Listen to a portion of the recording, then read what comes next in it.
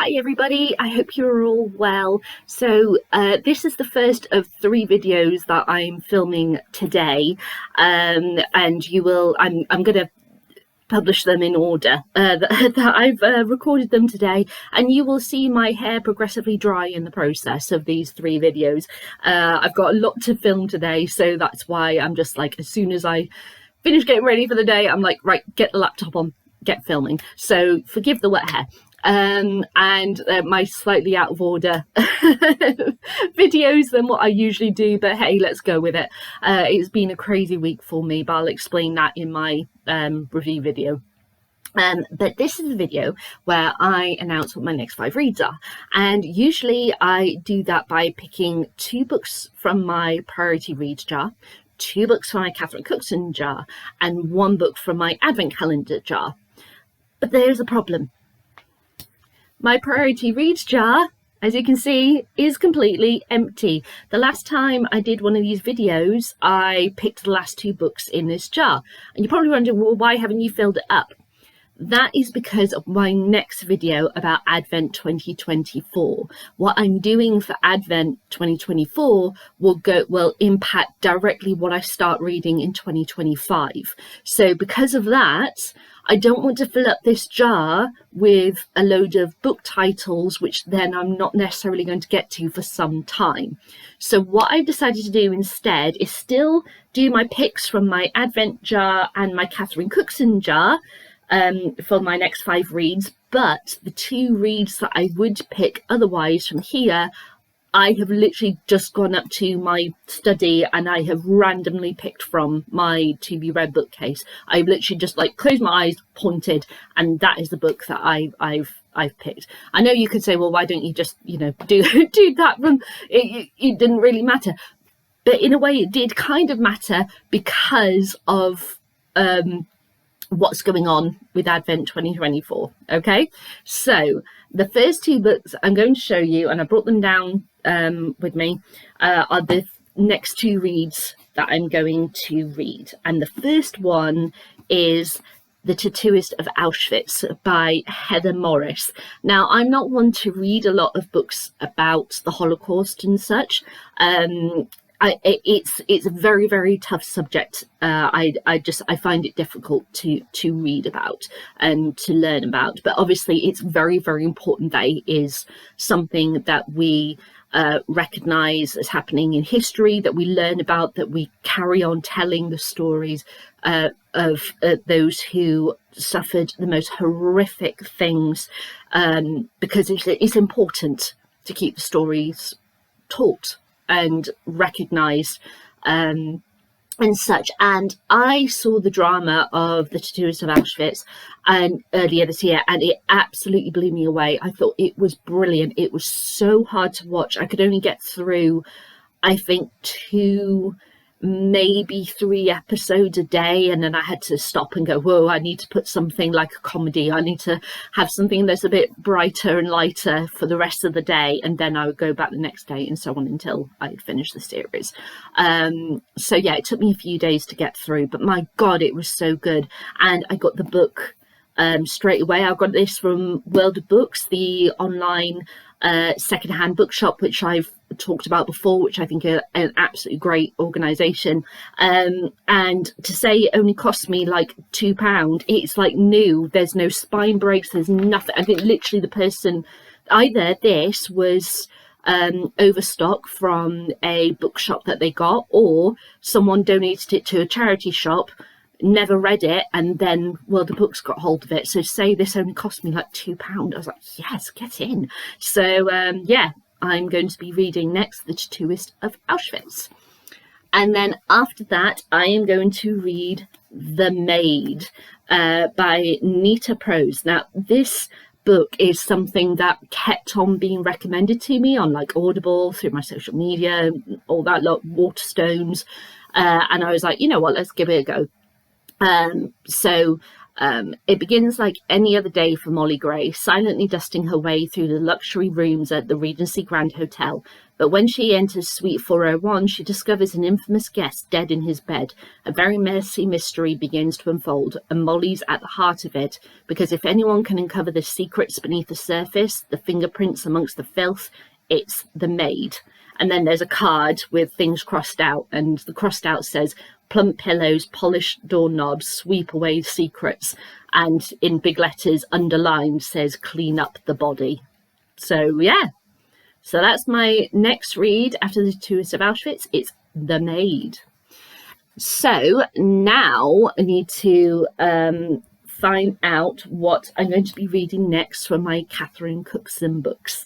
So last time it was a The Gambling Man, which was about her father, basically, and then a biography of her by Cliff Goodwin. So now that I've read that biography, I think it'd be very interesting to read these books and know, oh, this is what she's actually reflecting from her life and such. So yeah, let's see what's next. I can't believe the amount of books. It's getting smaller and smaller from my Catherine Cookson collection. It's crazy.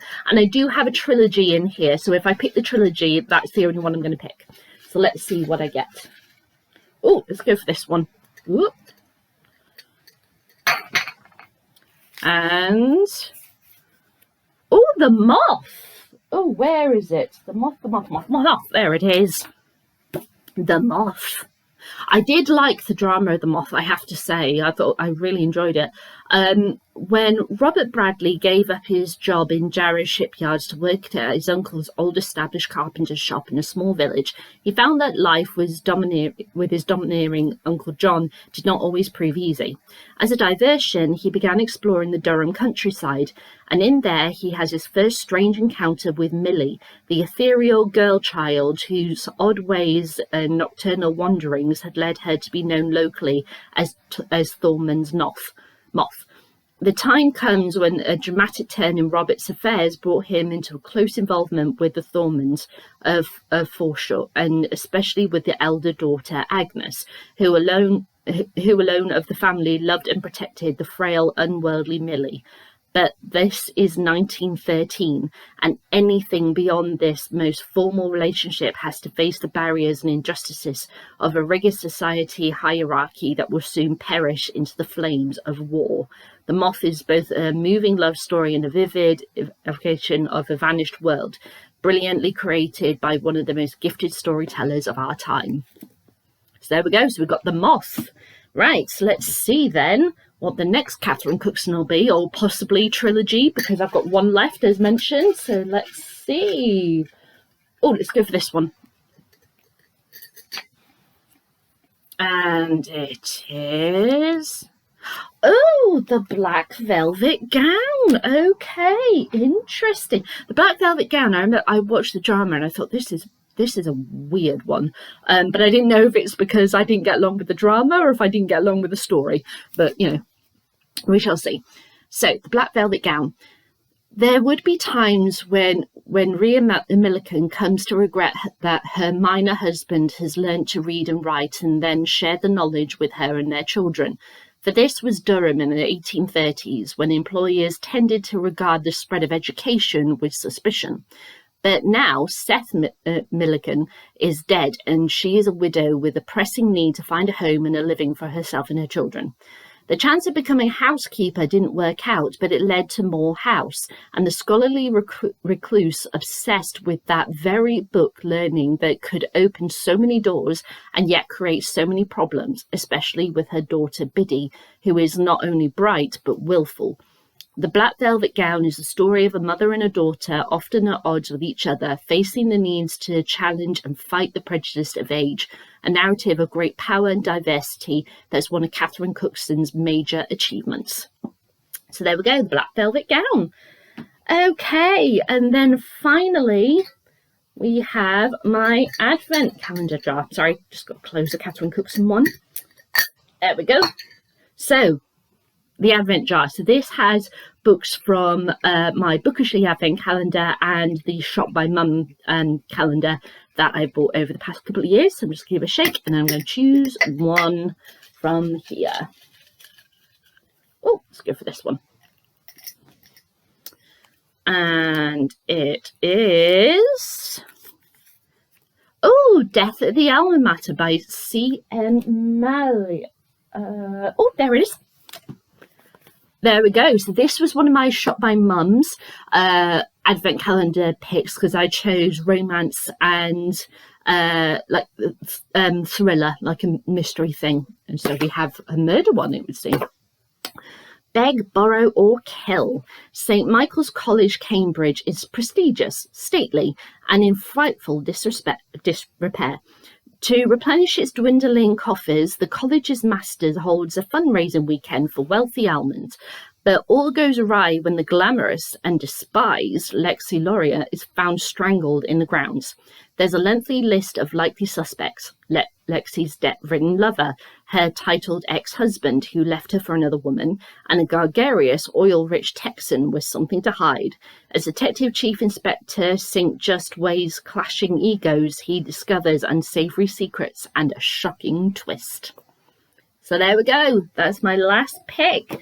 So I'm going to see if how far this takes me up to the end of the year. If it's a case of that I finish these 5 and so I need something else to fill up the gap, then I will I think I'll just pick from my Advent / Catherine Cookson jars, but we shall see. It might well be that this will take me pretty close to Christmas. I don't know.